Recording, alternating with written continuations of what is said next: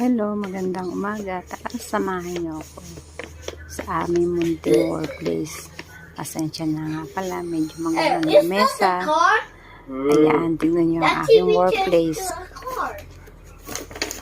Ang aga kong pumasok, diba? Ako pa lang ang tao. Buksan muna natin ang computer para magtingin-tingin tayo kung may email na pumasok. Napakagulo. Kasi nagmamadali silang umuwi sa hapon. Diba? Ayan. Open na. Tingin tayo kung may update. Hindi pa ako nagkakape. Ayan, diba? Ito ang aking workplace. Ang aking munting trabaho na sa buong maghapon nakakapagod. Ay, Diyos ko, Rude.